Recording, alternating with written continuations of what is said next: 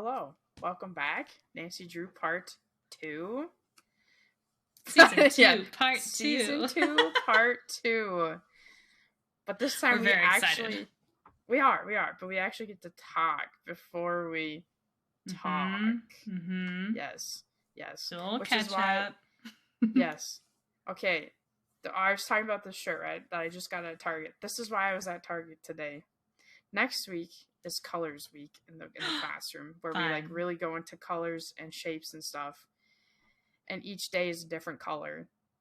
And then this Friday is green because it's St. Patrick's, so it's green. And then next week we have red, orange, yellow, blue, purple. Nice. And the head teacher was like having some expectations that we were gonna, be capable of dressing as that color every day. And I'm like, I haven't been, like, this is my second year being a teacher. I don't have that kind of wardrobe. Gabe, we're going to need some school spirit from you. Come on. I'm literally the worst. At when they say it's a day that we're supposed to dress a certain way. Maybe 2 times out of 10 do I actually do what I'm supposed to do. And so she was giving me the stink eye. And I was like, oh, okay. So I ran to Target the second work was over today, praying to the Lords that I would find something. And so I did. Kind of. I found a red, okay, a nicer t-shirts. You know what I'm talking about? Mm-hmm. Like nicer short sleeve shirts. Okay, I found a red one, an orange one, a blue one, a purple one. Okay.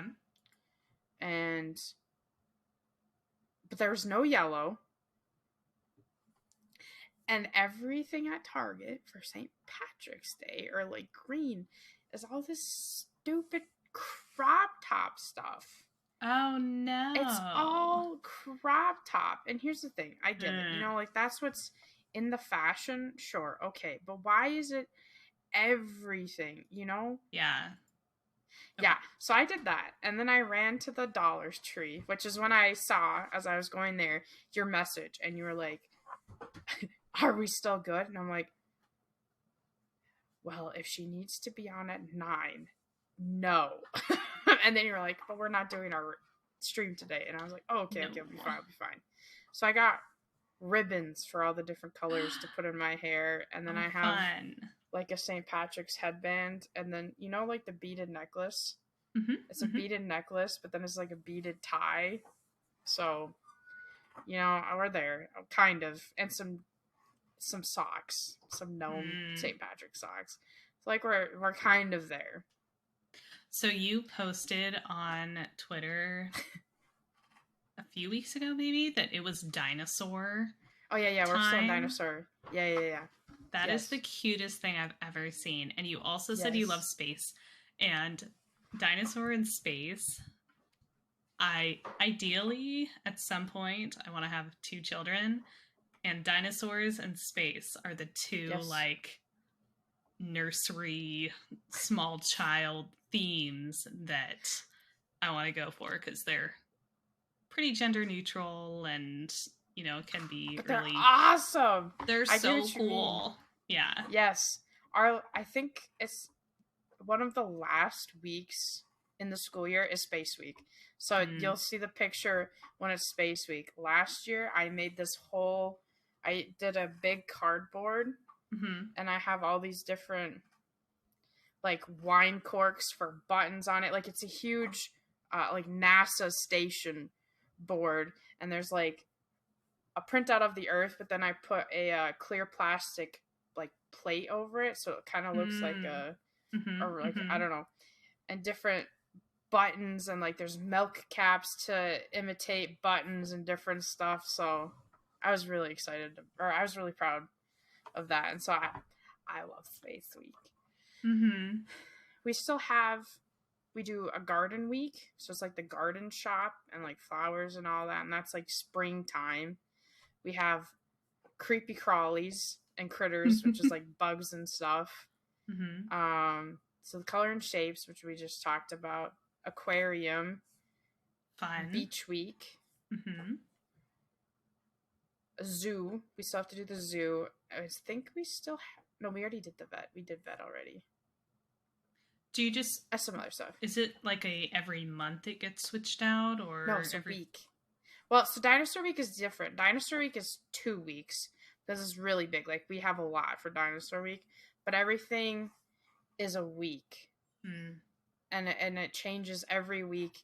We change the books out, like with books, so they technically can access any book at any time, like all the books.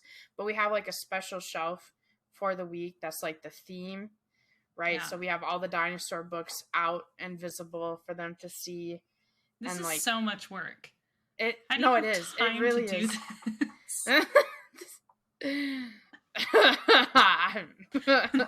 Yeah, I guess. Because then you have time to do this? You have something. We have something, that's for sure.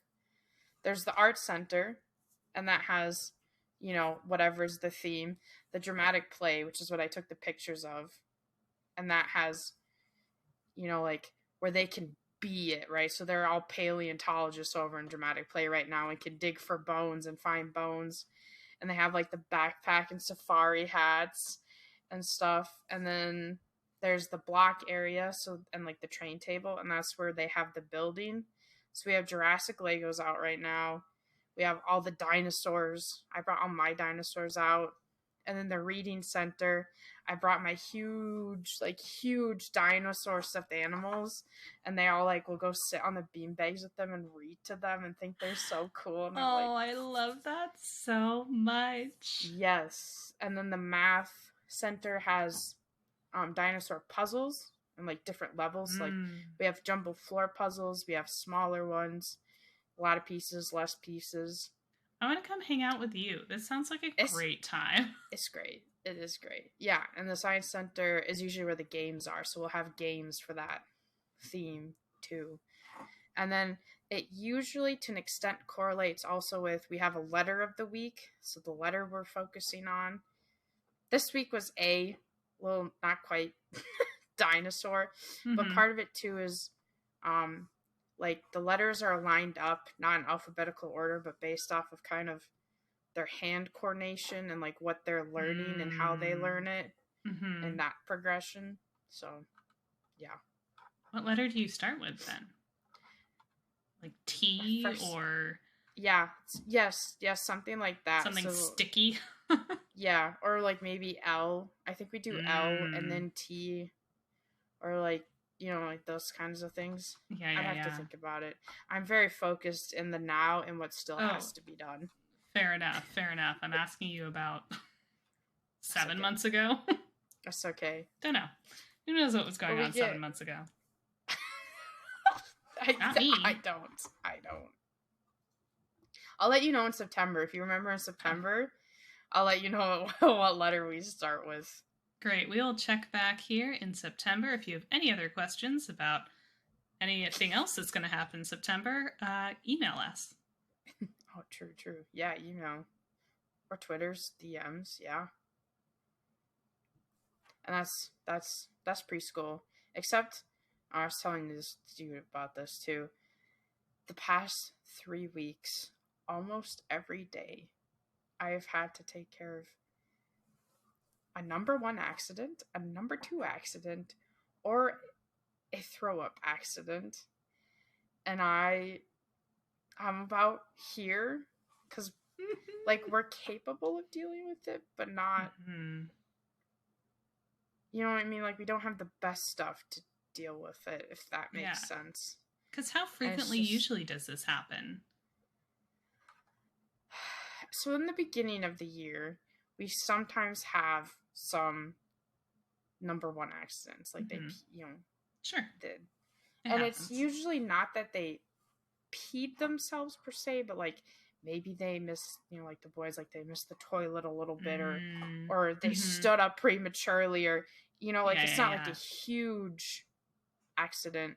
And then you have the kids who are used to being coddled by their parents, and they're like, "Can you wipe me?" And we have to be like, "No, you have to wipe yourself. We can show you, but we cannot do it." But it's like this past month, everyone's just been sick. So it's not like they just like poop themselves. It's like sick. They don't know. They don't feel good. They don't know what to do. And they have babies. like diarrhea or something. You know what I mean? And it's just, and it's so sad. You feel so bad because there's like so much, they feel so much shame because they've worked so hard to be potty trained. And so when these things happen, it's like, it's like the end of the world. Last year, it is. Last year, we had this one kid. Bless his soul. I love him so much. He's from New Jersey, has this little New Jersey accent. He's in kindergarten, so I still get to see him. And in the middle of nap time, we just suddenly hear, so we have a bathroom in our classroom that has, you know, it's just like a one toilet. Sure. We just hear, ah! Oh, no. Like a loud, anguished cry. Like not a scream, but like a cry. And we're like, what just happened? And I didn't go check. I don't want to say her name. One of the other teachers. So I like went over with her and we, you know, kind of knock on the door and, are you okay? What's wrong? And you just hear sobbing. And it's like, okay, can we come in? And these are always awkward too, because it's like, what can you do? What can't you do? You don't want to make the kid uncomfortable. And so it's like, you know, like, can we open the door? Can we come in? Like, what do you need? Are you okay? He had explosive diarrhea, and it was like he was like a ballerina and like did a twirl. Like, I can't even explain to you how everywhere. It's not funny. This is awful. How everywhere it wasn't just that he missed the toilet. It was just no. This man like spinned. Like, I don't understand. We're gonna put a trigger warning on this episode. I'm sorry. And he was crying. I felt so bad. And we were like, oh man. And this was one where like we had to call the janitor to come clean this up because it was beyond what we could clean up. So, yeah. Devastating. Yeah. It was, I will never forget just suddenly hearing a cry, like a loud cry, and everyone in the classroom, like even the kids all sat up off their cot and were like, what happened? What happened? No. That's, you know, enough of me. What about you? What have you had to deal with?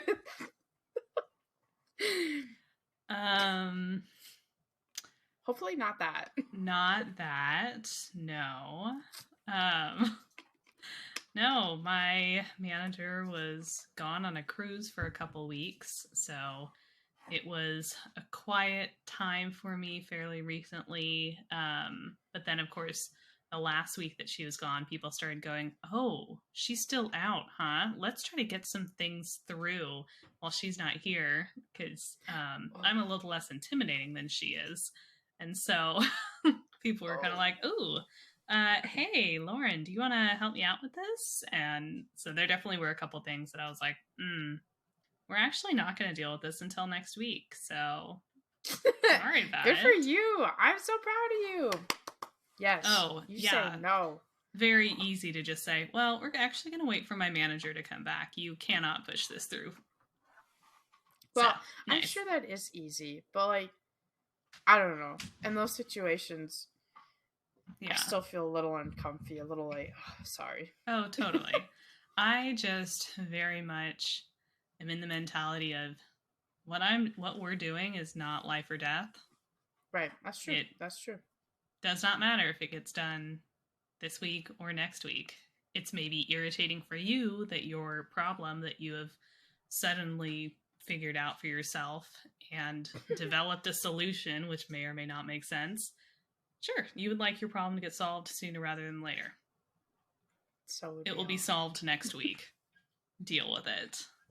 So let's go. I don't know. My big annual project is over, and I get to do more of the fun ad hoc work.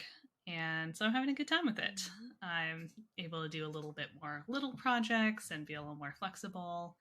And I've got a good amount of travel coming up this year. There are a couple weddings I'm going to. I'm going to be a maid of honor in my best friend's wedding. So I'm going to be doing her bachelorette next weekend. And so it's busy. It's good. My social life is coming back. We're at one of my best friend's birthday parties because we're all turning 30 this year, which is bananas. 30, flirty, and thriving. Heck yeah.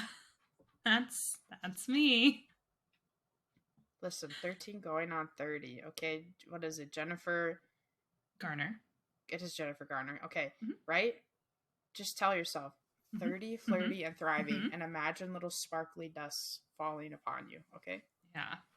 There's this TikToker that puts a bunch of like glitter on the end of a makeup brush and then dabs it directly, or like fluffs the makeup brush towards the camera, and so that the phone is facing up, so you just see this glitter just descending straight towards you, and it is quite an experience.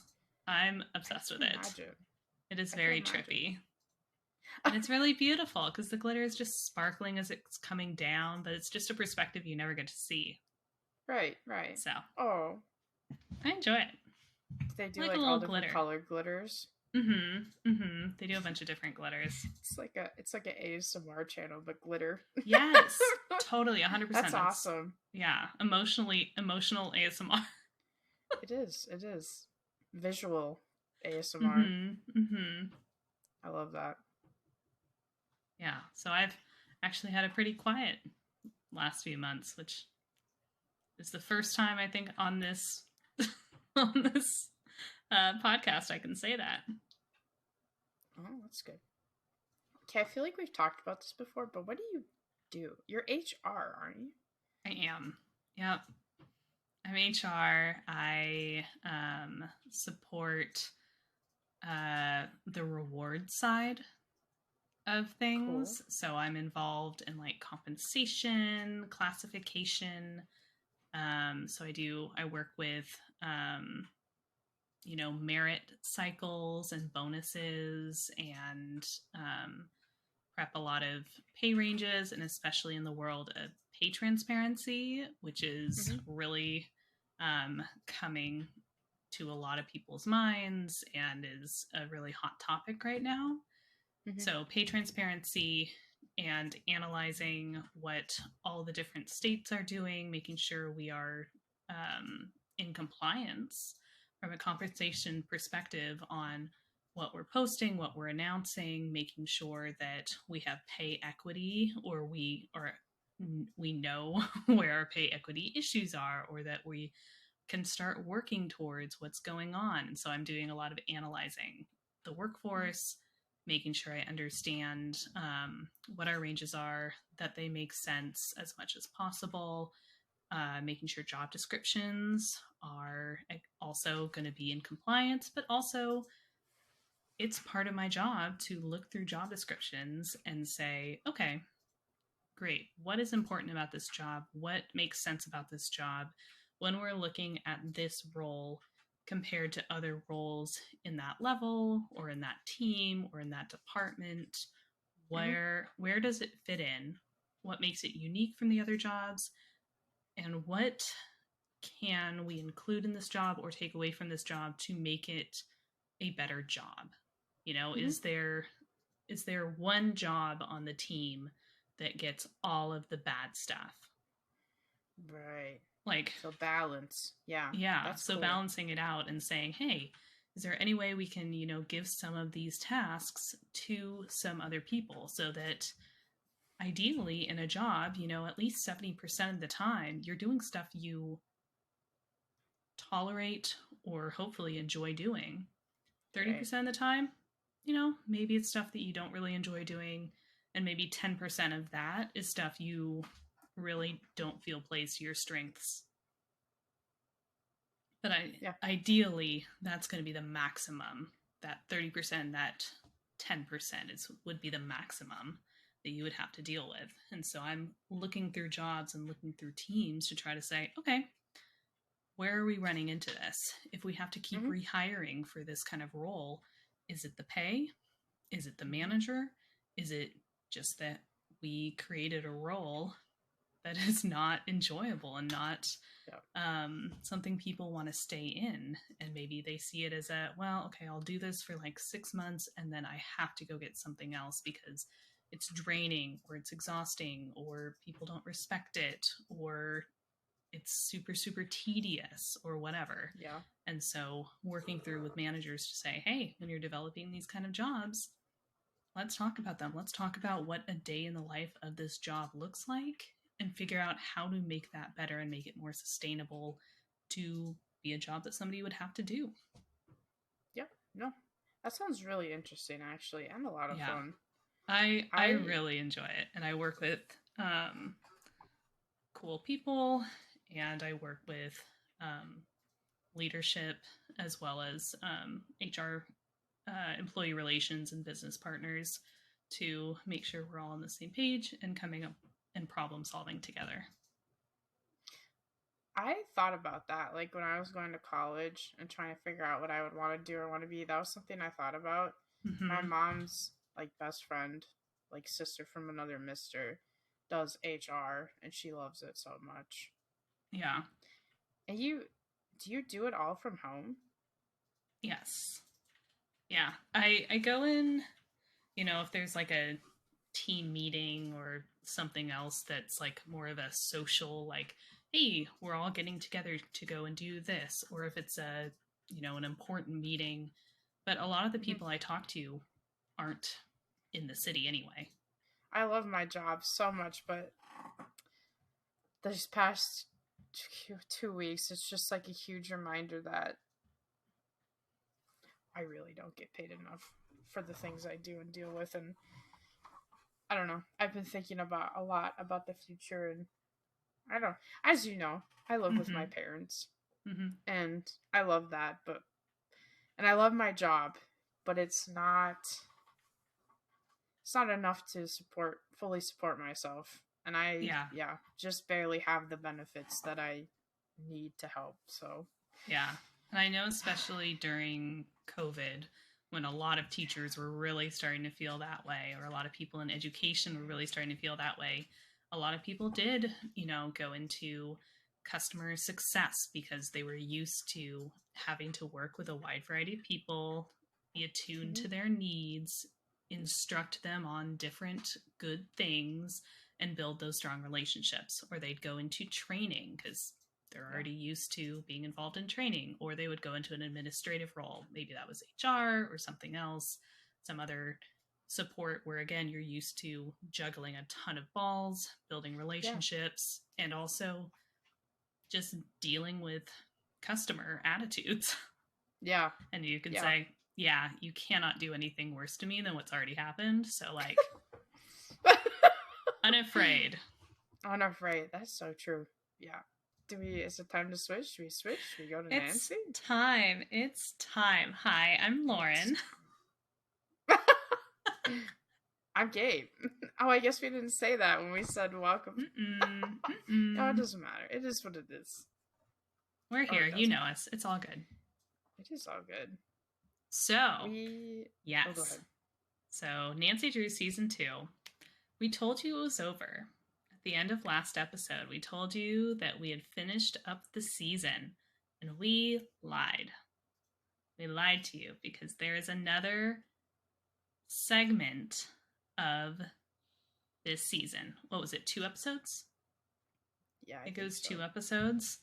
So Nancy she walked away at the end of the last episode we talked about, where she was like, I'm going to go to a press conference and I'm going to tell everyone that I'm a Hudson. And we all go, oh my gosh, it's happening. The thing we've been waiting for since the end of last season, we're done. So then,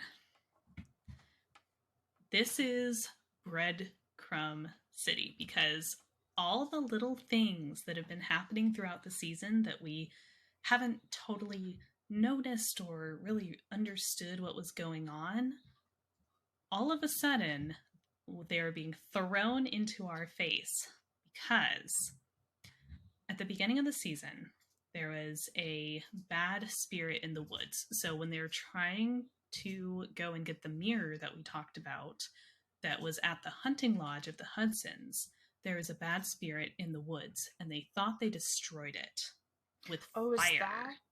is that when they hid in the bus and it Yes. had the twins? Gil was there and stuff, and they're yes, okay, yep, Yes. Yes. all right, So they met Gil. They were in a bus. There was an yeah. evil spirit in the woods, and Nancy stayed behind in the bus, and she was just like, everyone else get out, because the creature fed on fear.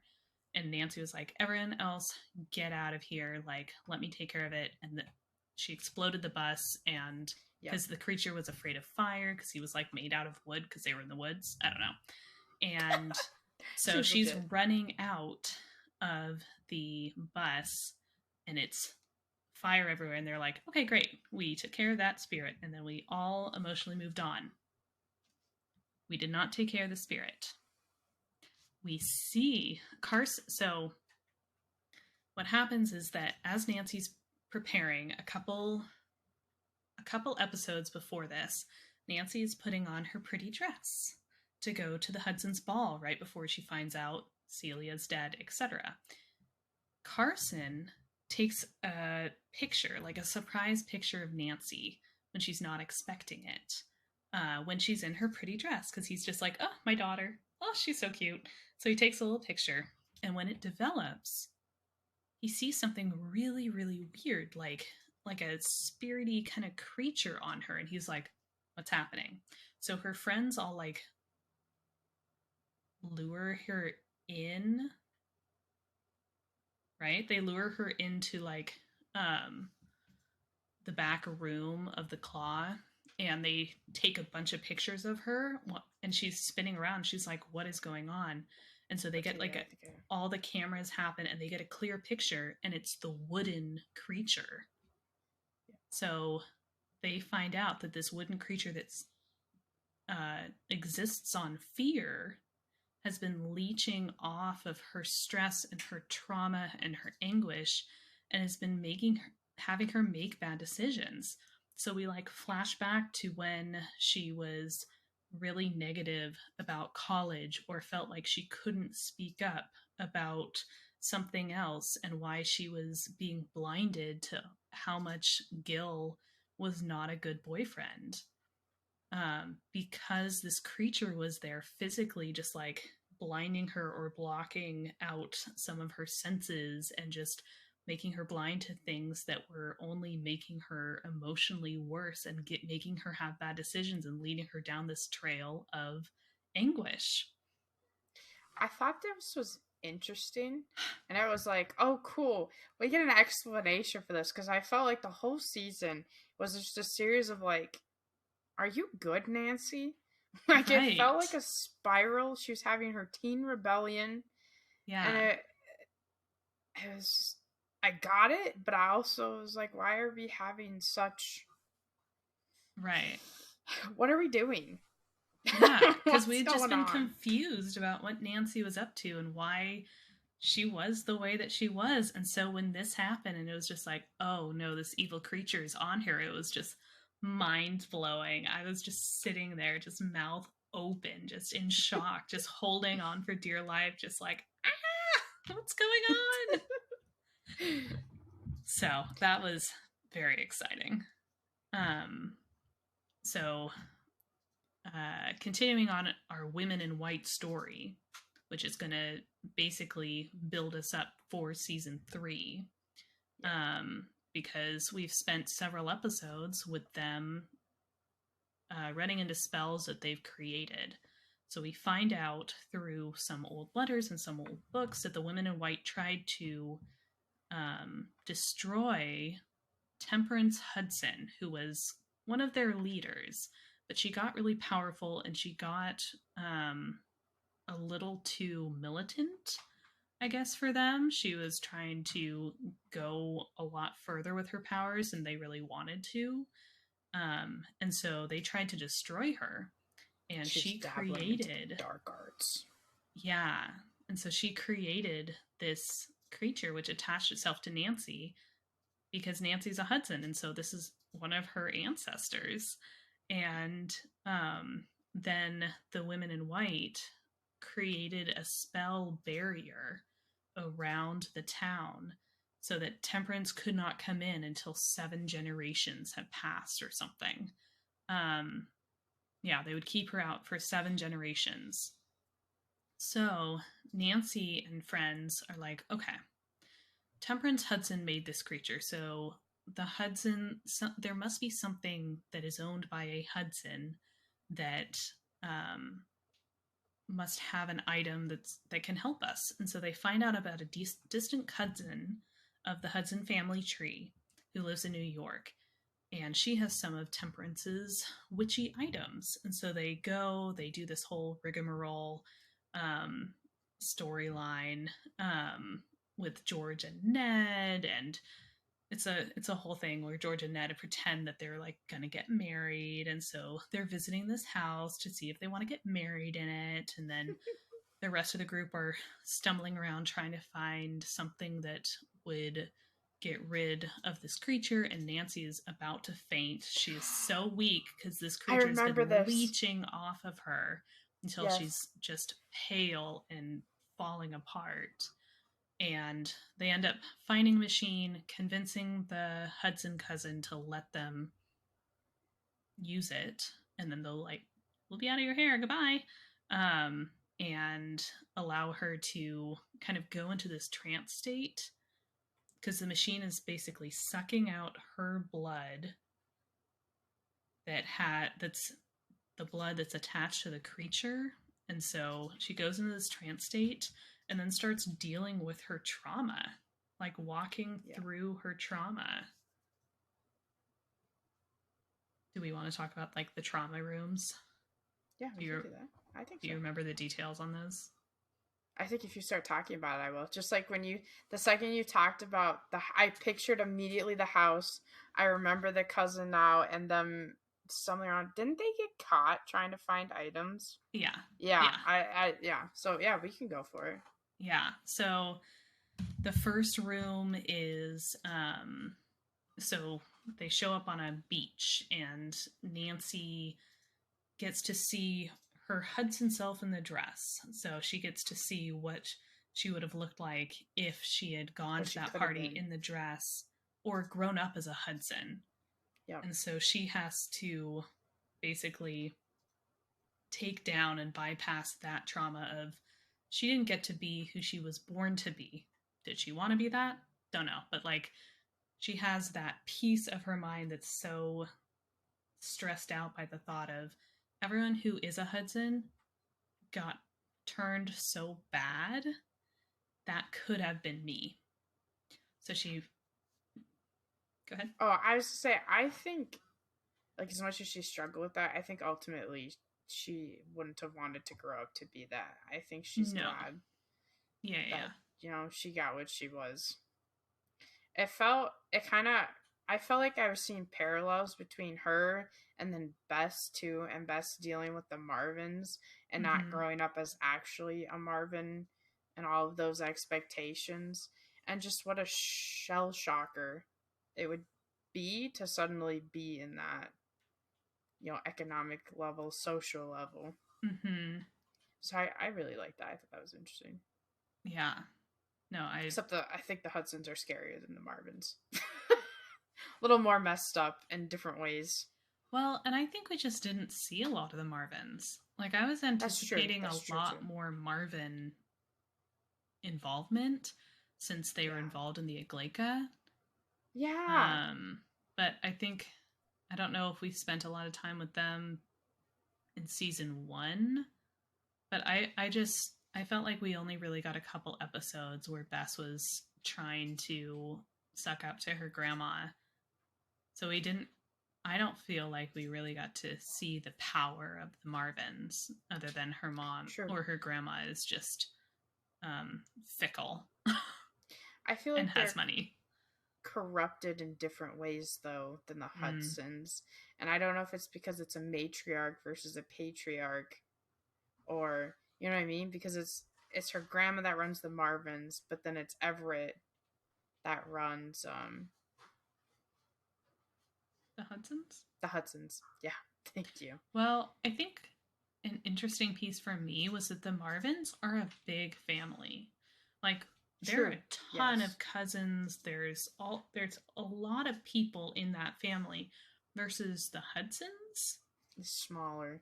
They've got Actually, we only Emmett ever and see. they've got Nancy Everett. Yeah, I guess we only ever see No, the four of Ryan. them. Right? Am I right about Yeah. that? No, you're right. Yeah.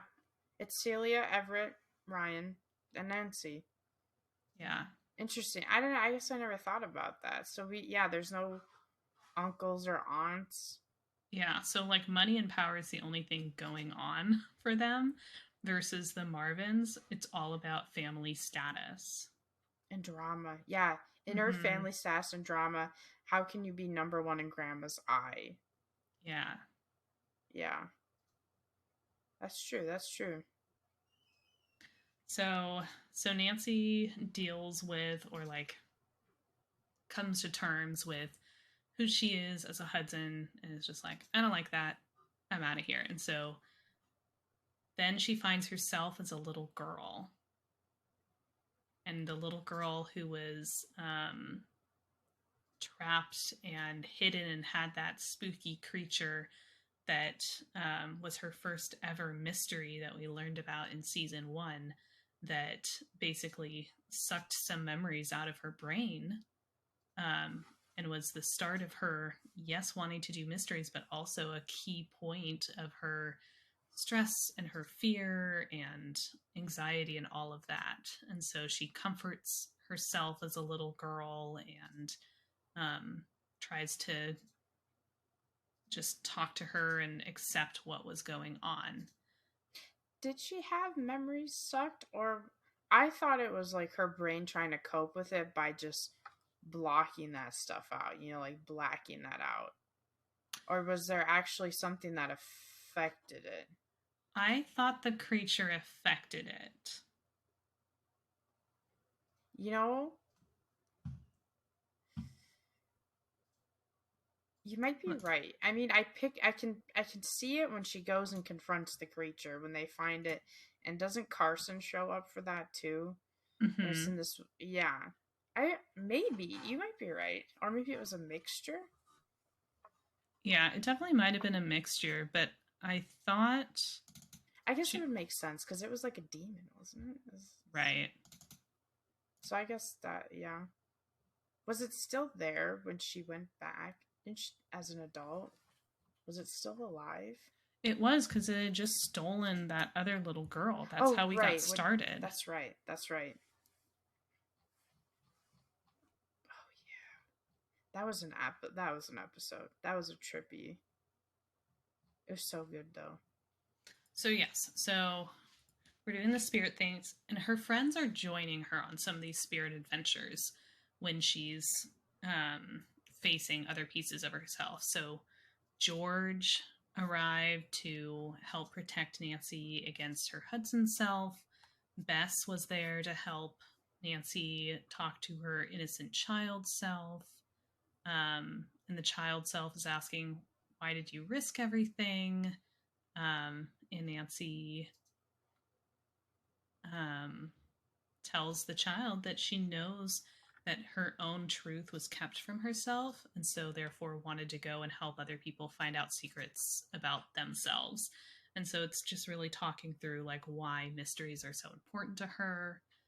And then the next door is a grave, and Ned is there to help Nancy get out of the shadow of her mom's death because that trauma was so key. So she starts out, being pulled from her true family, quote unquote, and then her innocence is pulled away when she's confronted by that demon. And then more trauma is her mom dying, and then But not and just dying when she wasn't there. When yeah, Nancy chose to go to the dance and be Miss whatever, and Sea her Queen. mom, yeah, Miss Sea Queen, and not being there when her mom passed, which I can totally feel how that would be so. Yeah. traumatic and the regret you would feel, and being so young and not being able to know how to process and work through that. Mm-hmm. So Ned is there to kind of hold her hand and like help her survive through that. And then the last door that she bursts through, they're on the cliff where Lucy fell off and where, we've had a variety of other important conversations. And Ace is there. Yeah. And he's going to comfort her and like let that pain become love. And at that point, she's really going, Ace. Ace is there for me. Ace is going to be there for me. He is my future. And they almost kiss, and then she walks through a door off of the cliff and then comes back magically to her first case where there's the demon there, and then all of her past selves are there. Oh, sorry, not the first demon, the demon that's inside of her, the little wood creepy demon that's leeching off all of her fears. And so she's trying to understand, because she can see it kind of drinking in all of the blood and the anxiety and the stress from all of her trauma selves. And so she's trying to figure out, okay, how do I save them? How do I stop this thing from leeching off of me? And so she says she's not going to destroy those pieces of herself that she's been trying to hide and push away. She's going to actually face them and hug them. And so she pulls the blood things out of, it's a very metaphorical, but she pulls what it's feeding off of out of her trauma pieces and into herself, because she's like, no, they're all a part of me. They're mine. It ends up, I think, being too much blood or too much trauma. Anyway, the creature dies. So she tackles it and gives all of her other selves a big hug, and it's all emotional, and then she pops back into life, into the real world. And everyone's like, oh my gosh, thank goodness she survived that. She lost so much blood, blah, blah, blah. And she just cannot stop looking at Ace, and it's just so cute. And we're all like, hooray. Then, dun, dun, dun. No, you got it. Okay. I just felt we needed a dramatic. So yes, so she's saved. We all trot home, and Nancy is just like, okay, well, great, Ace. Like we should talk about things, and we find out that she wants to go and talk to him, but he's already like left on a road trip, and everyone's just with his girlfriend, who's Gil's sister. So Nancy and Gil are no longer, but Ace has already agreed to go on this road trip with his girlfriend, and he says something along the lines of, I just feel like I've left something behind. So anyway, so that will won't we Nancy is gonna really hopefully come to a head in season 3, and then season 4 it's just gonna be a happiness and light season. There's no drama. But so emotional stuff is going on, but we're also just getting our lives back together, recovering. Nancy's recovering. And then we find out that distant cousin that we just spent time with is actually Temperance. I saw Temperance that coming. Hudson. Oh yeah, obviously. They went to her house, and I was like, there's no way that's a cousin. I've seen Vampire Diaries. I've seen the originals. I've seen these shows. I know how this works. You think we're fooled? Temperance Hudson takes some of the blood that Nancy left there, and she uses it to kind of make herself young again, and then starts counting down the Hudson train and sees that Nancy is number 7, so the 7th generation of Hudsons has arrived. And she crosses off Nancy's name, and then we see her come and walk and take a first step across where the barrier used to be that was blocking her out, and she can cross in. And she sends a letter to Nancy being like, hey, thanks so much for coming. I'm on my way. And everyone's like, what's up? this is going to be good. So now she's here to wreak havoc on the town that quote unquote rejected her 7 generations ago. It's like, calm down. And so I guess we're just going to do witches next season. So that is the final episode of the season.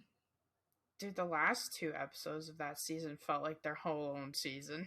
Oh, totally.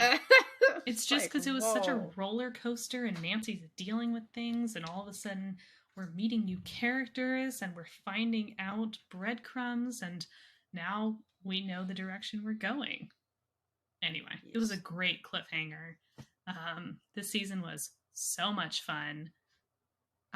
Yeah. The timing of this whole season was bananas, and I just want to talk about it for a second because half of season 1 and then the first 5 episodes of season 2 all took the span of the in-universe week. Because from the Aglaika, the first time they call it, it's literally like a 7 days thing until she's going to come kill them. And so it's like we started the 7-day countdown. Yeah. So they started season 2 and they're just like, well, I can't believe it's only been 3 days since we called the Aglaika. And I was like, what? What are you talking about?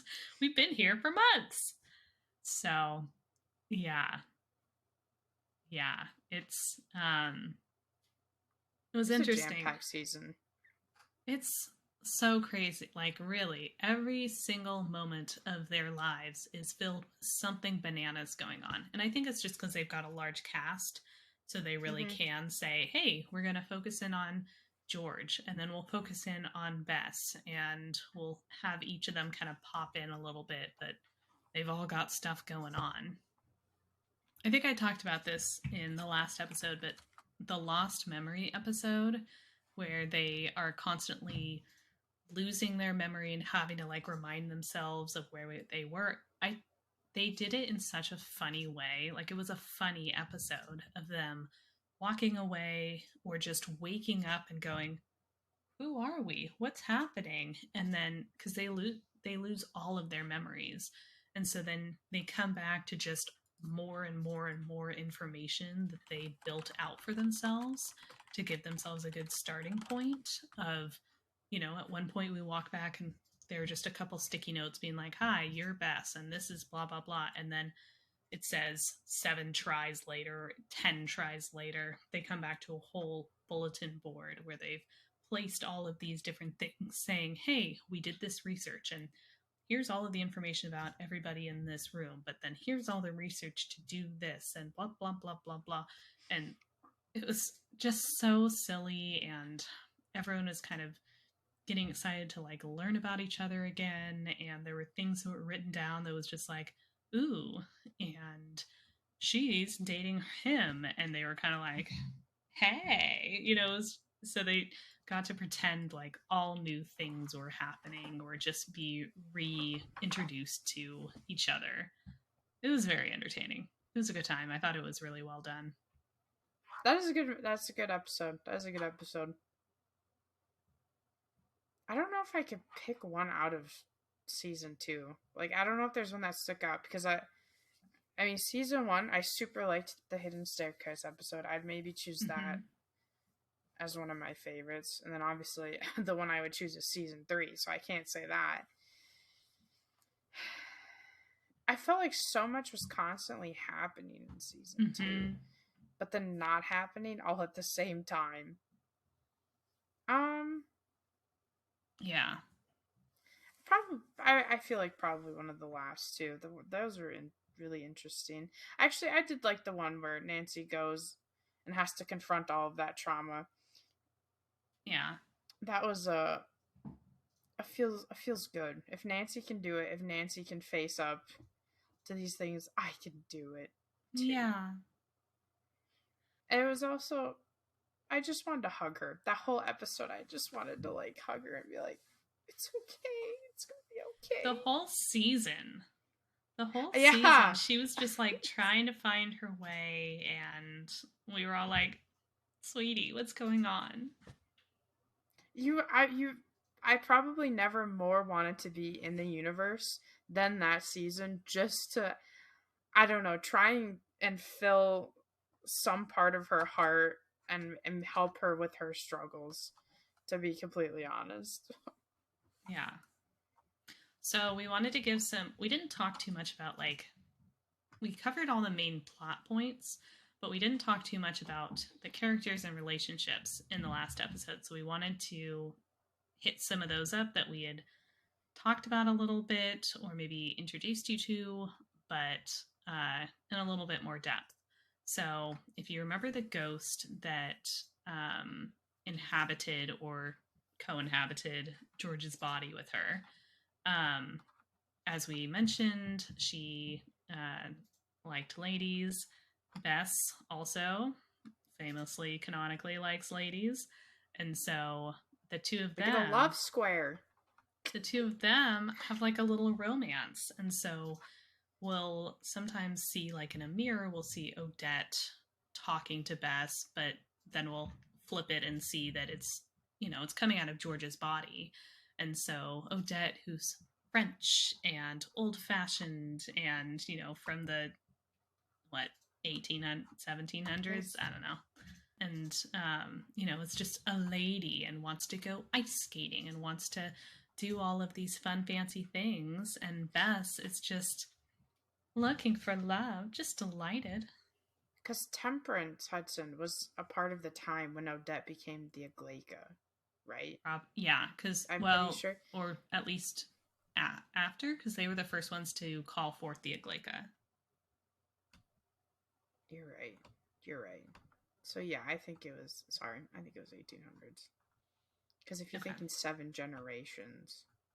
Yeah, so Bess and Odette, there's an episode where they go ice skating and they have a little kiss and it's a good time, and Odette gets George drunk. Anyway, so it's just fun watching the two of them pounce around town, because Bess doesn't want to tell George that she's in love with the ghost that's in her body, but then she like writes a little note to Odette, and George finds it and reads it and is just like, Bess. Because when Odette takes over George's body, if you remember, George doesn't know it's a blackout for George. So George doesn't know what's happening when Odette is taking over her body. And so Bess and Odette are having this whole secret little adventure in George's body while George is very much dating and living with Nick. You want to root for them, but you're also just like, Bess, this ain't it. Like, it's not okay, to do this to George. But also, you want Bess to have someone to love her, because I feel like her romance has always been a struggle. And then especially when we met her, the husband, her ex-husband, and you're just like, and you miss Lisbeth because she was kind of awesome, and this is yeah, I think it's a little different for us because we're able to see Odette through some of that. So for us, we can see, Bess and Odette, this is how they look together. But from anyone else's point of view, it's George. Yeah. Like, it's George. So, but George and Nick, so they move in together. Nick has this whole storyline where he's trying to start like a youth center or something in town, because he has all of that money that he got in season 1, and so he's kind of secretly rich because he can't really explain where the money came from. And so he has this money, and George and Nick are living together, and when they're at Temperance's house, they say, hey, well, let's pretend to be is it them who they pretend to be a married couple? Anyway, they pretend to be a married couple.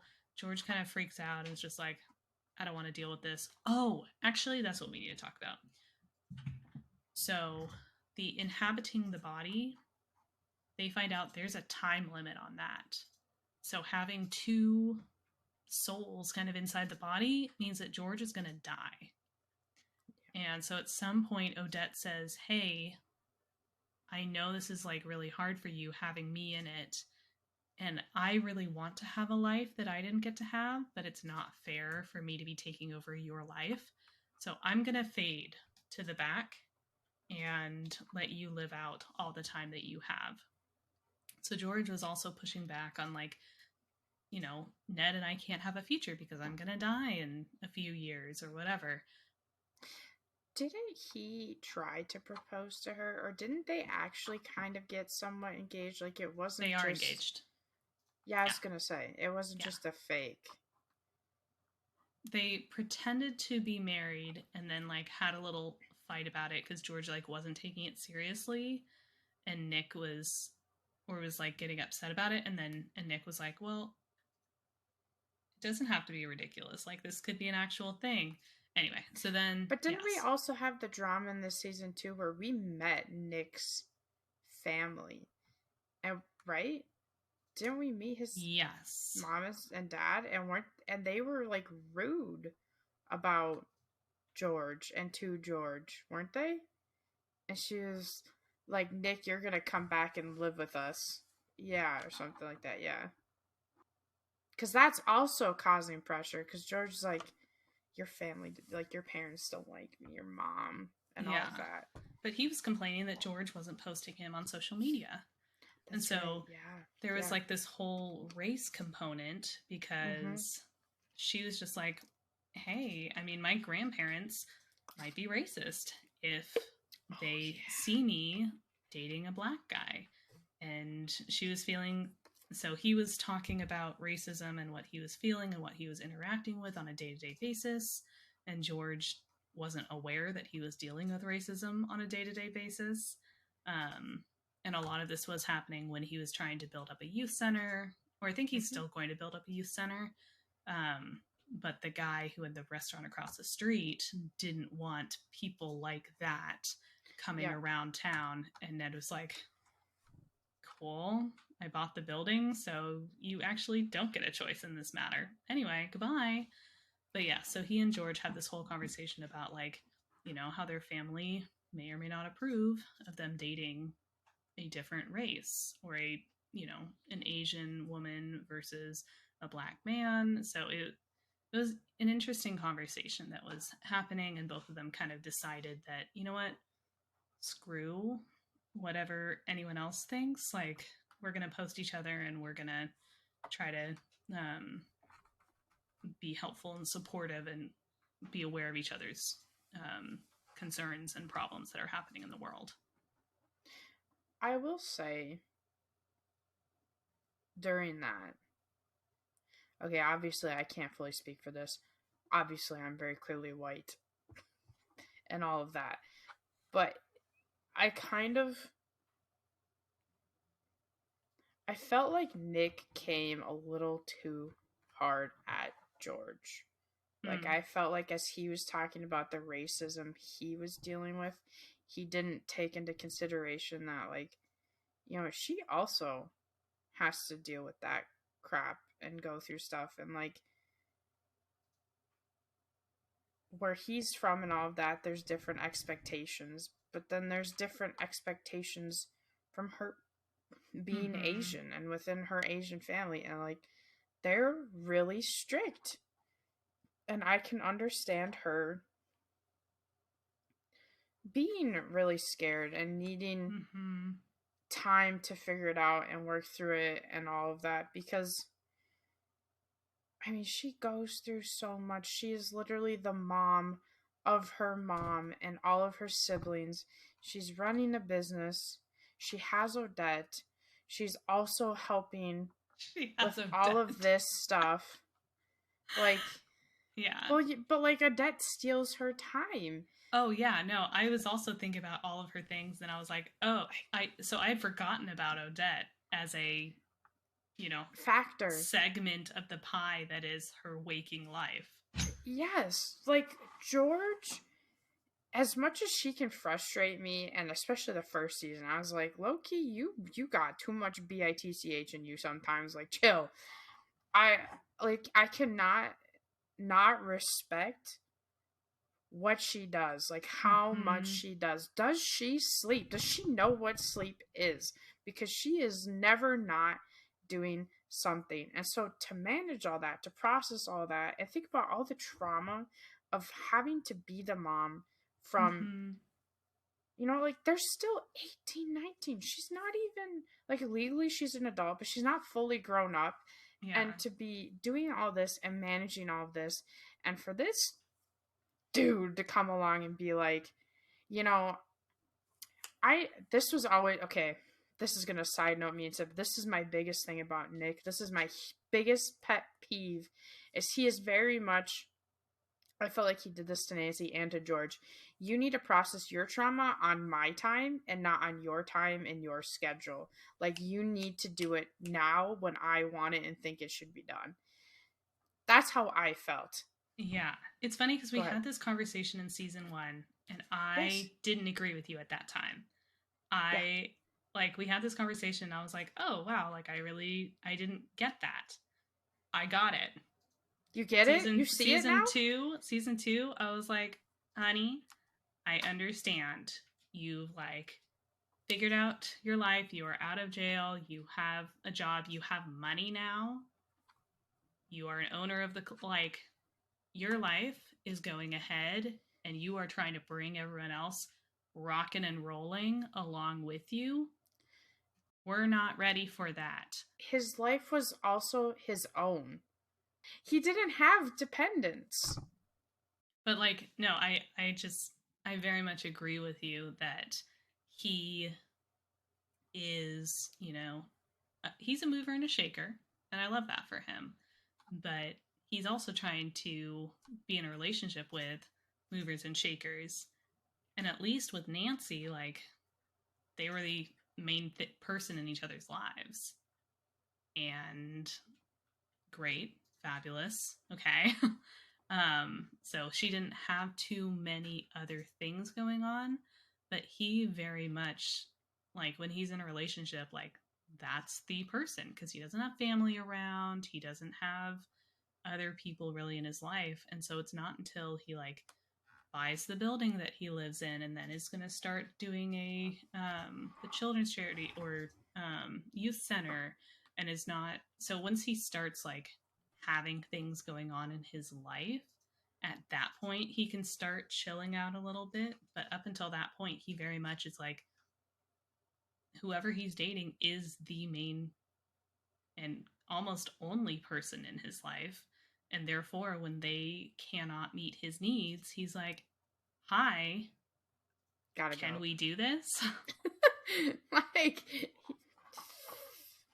yes. Oh, I loved him, but in those moments, I was like, I could live without you, because maybe I got it because, like, I've been there and I've experienced that when people are expecting you to be there and be okay on their time, and, like, it's just not always possible. Yeah. It's just not always. Don't go It's ahead. not always possible. I will, in defense of him, I will say that no one tells him anything. Like, people, so, like, George didn't tell him for multiple episodes that she had a ghost inside of her who would keep her blacking out. Like, she just didn't want to tell him and stress him out. Nancy didn't want to tell him about other things. George didn't want to tell him, that she had family members who wouldn't want her to date him, and that's why she hasn't been like, so I don't know if this is just him not asking good questions, or, like, trying to understand properly before he's just like, what's going on? But also, people just do not tell him things, so he's just floating along, just being like, boop boop boop, our relationship's I weird, won't. why is that going on? And then he presses them enough to the point where they're finally like, okay, all of these things are happening. And then he's like, okay, I won't can we say talk it's about them then? okay, but he literally chose the two fiercest, most independent women Mm-hmm. in that Mm-hmm. town. Women Mm-hmm. who were used to solely relying on themselves. And obviously, when you're in a relationship, you need to learn how to, like, there's more than just you.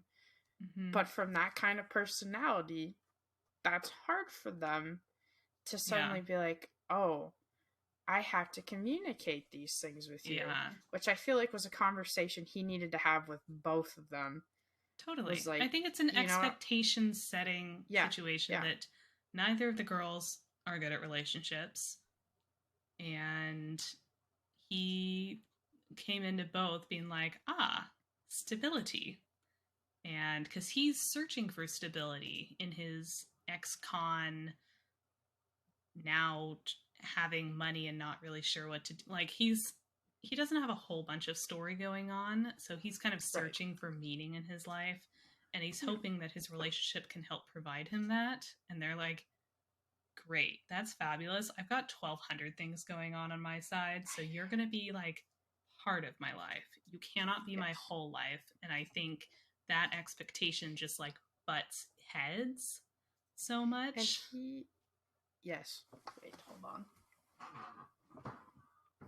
Okay, I had to make sure my mom's not here before I said this because no, no. So this is where I like I I get George. So in high school,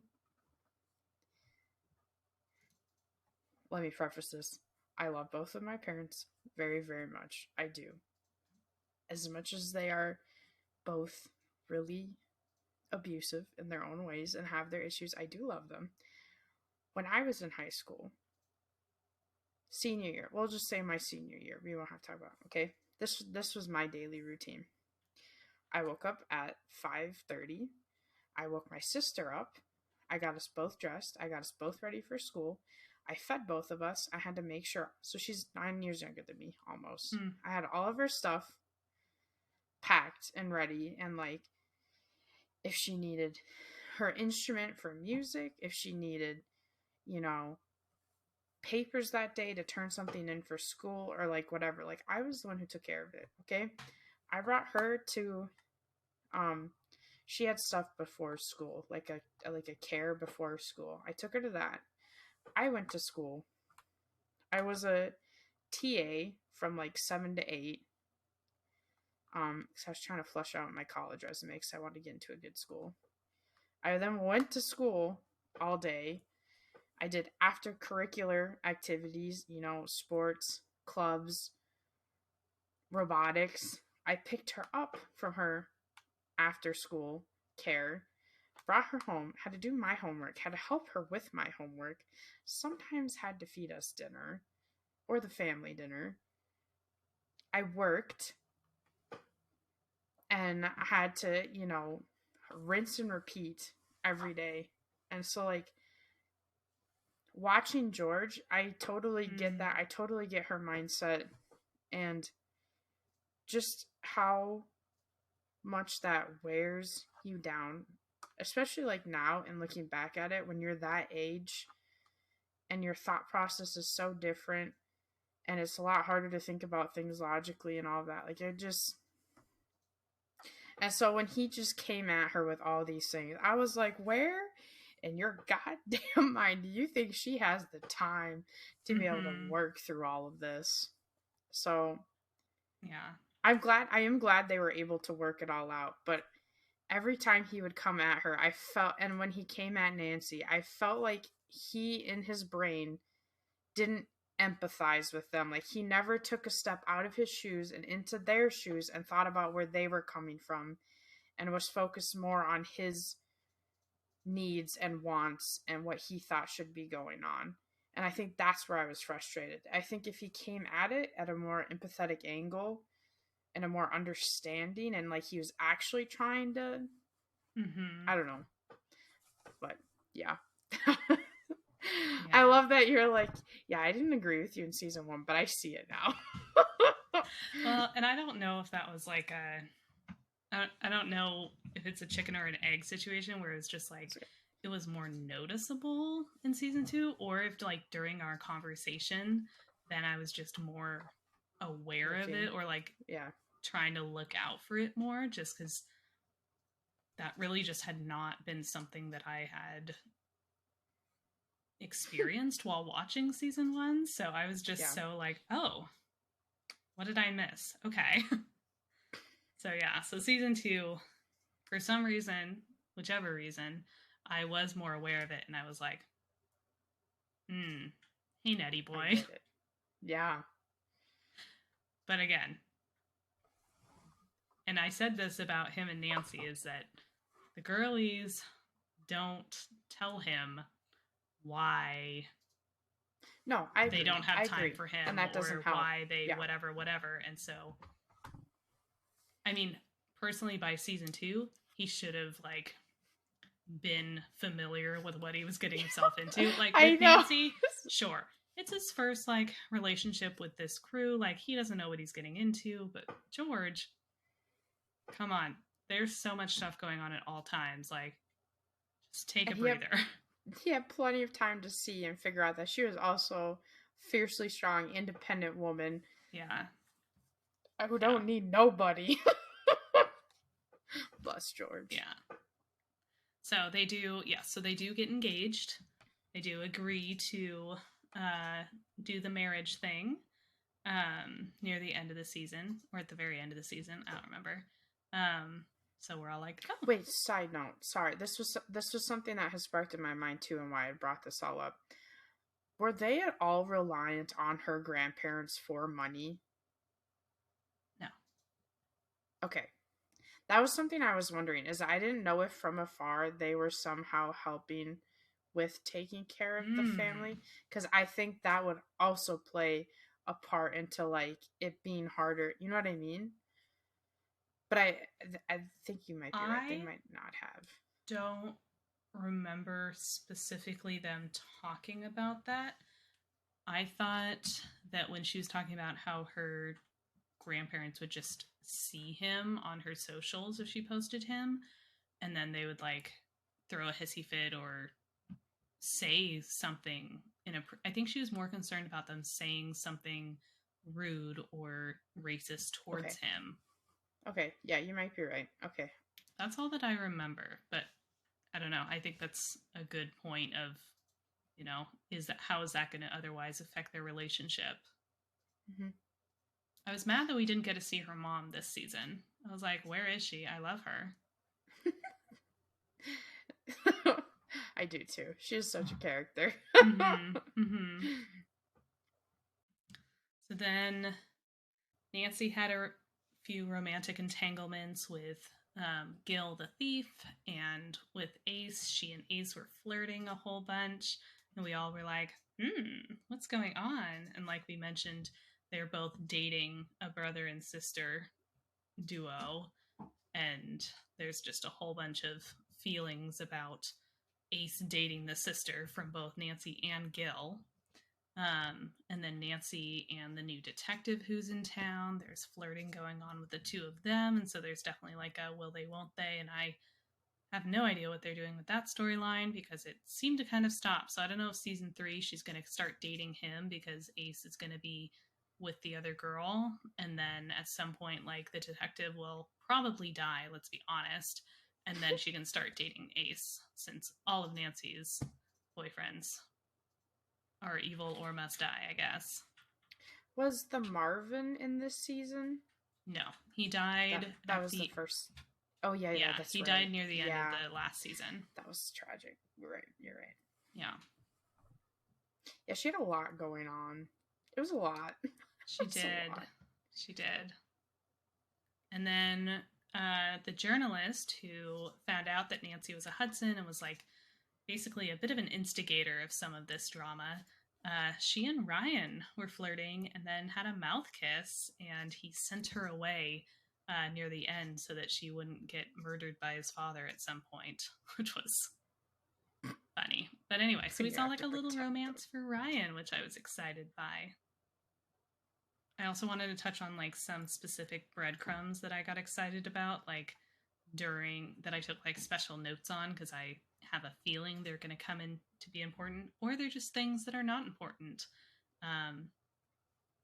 Anyway, so we'll just see. So there was an episode where they were solving a court case, or a cold case, where the way Nancy solved it was flashing back to an episode, I think 1 or 2 episodes previously, where we saw two people cross in front of the camera and exit the police station while Nancy was coming in. So it just looked like two extras crossing in front of Nancy. And during this cold case, she remembers that one of those people, or she remembers that one of those people was involved or was related to somebody in the court case. And then she remembered who the other person was and went and talked to them, and they were the perpetrator. Like, it was something that was so wild. I was like, how? No one could have seen that. No one could have figured that out. Nancy and her big brain. So that was wild. And then, the ghost, or the group of ghosts, when we're trying to find the Aglaika, they had called the Aglaika because they had been in a car accident because of drunk driving, and they wanted to save a girl from dying in the car crash. And it turned out that that girl, who was covered in burns, was Hannah Gruen, who runs the Spirit Museum, or the Spooky Museum. Which ghost group? The ones that were in the bar that we met, like episode 2.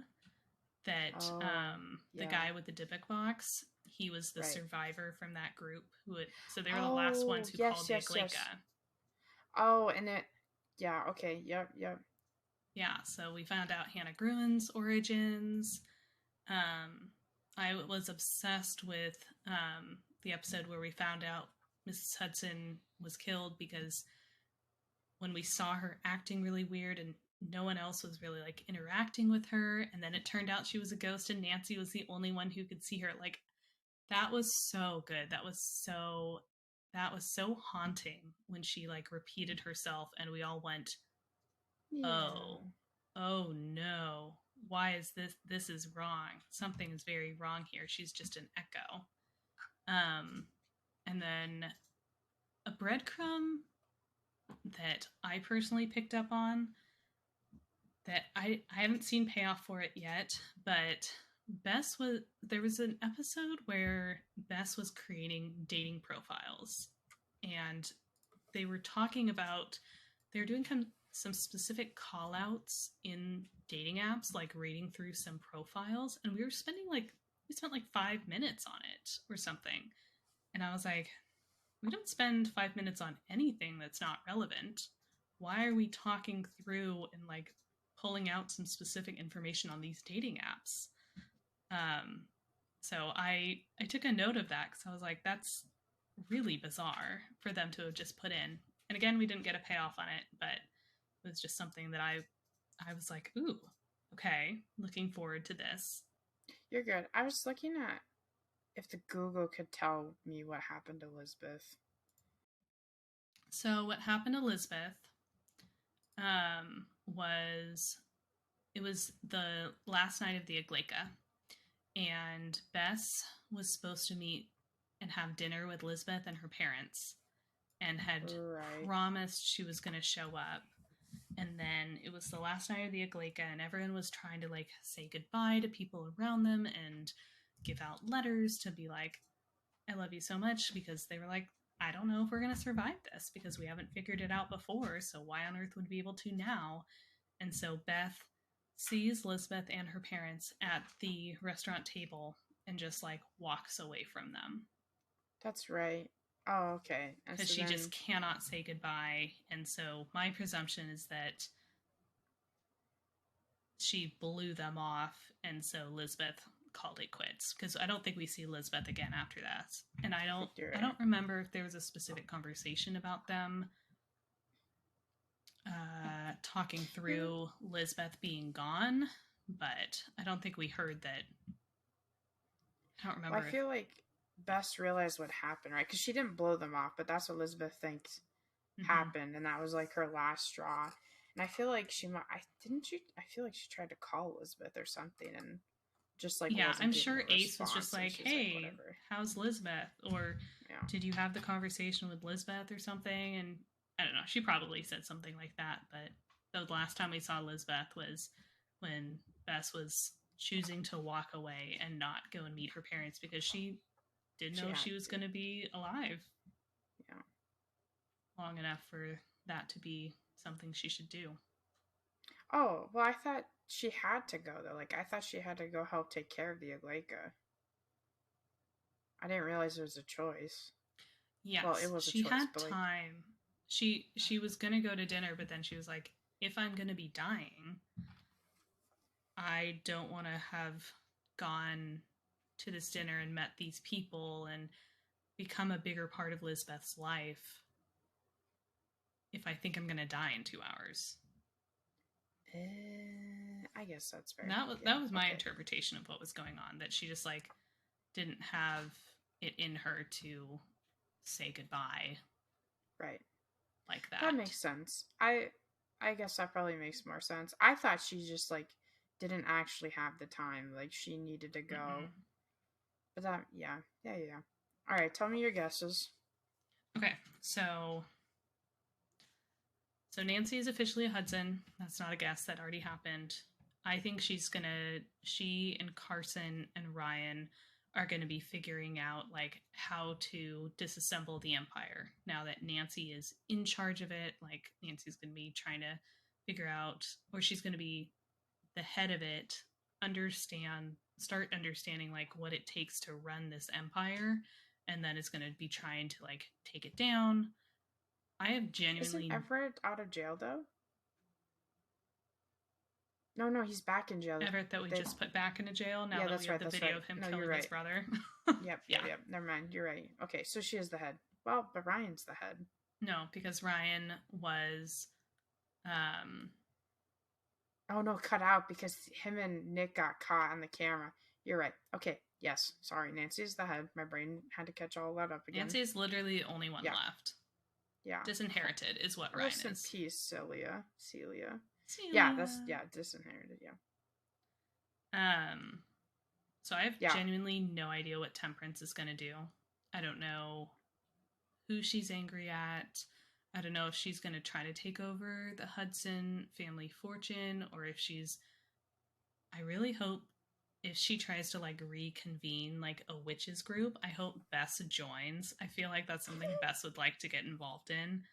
Mm-hmm. Um, and on George's side, I think they are going to figure out how to remove Odette because I don't think that she dies with Odette inside her. So I think they have to figure out how to remove Odette. I think she and Ned get married, and I think she gets pregnant. I can't believe you'd wish that on her with all I the don't crap wish she it. has to deal I with and don't take wish it care on of. her. You're gonna hope she has another child to take care It of. is not a One hope. that fully needs her. It is a guess.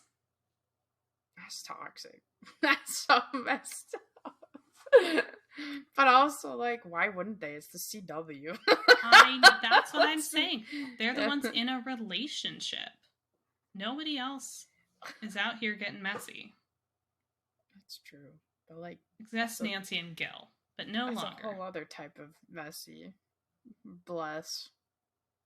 And then I think Nancy and the detective are going to get together, or she's going to have some love interest while Ace is still in his relationship, because that relationship, Ace and his girlfriend, at some point they're going to break up.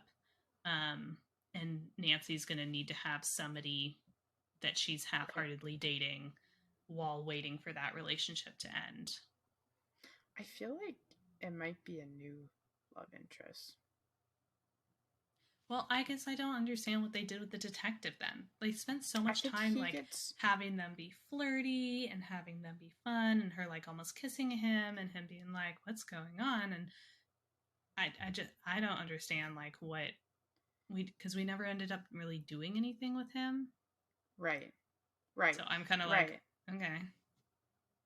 We don't even have them. Well, I'm wondering if date. something happened with the actor because, like, I think the Everett case sucks him in, and so then, yeah. So I don't know.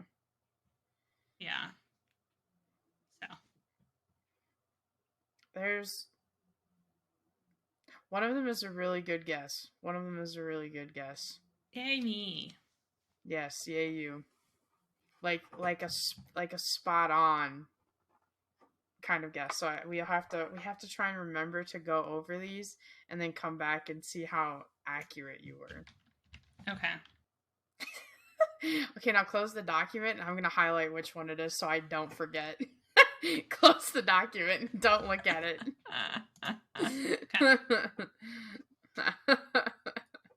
And just a teaser for next episode, we're going to be talking about women in game development and that kind of stuff for belated International Women's Day.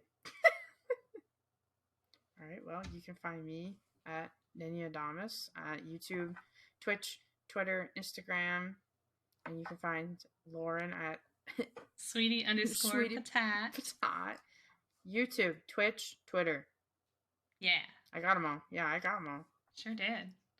Like she said, we haven't been doing the tea, but don't be afraid to email us or Twitter DMs us with anything or any tea you have, so we can always bring that segment back and talk about that. That's all. I hope y'all have a good one. Bye.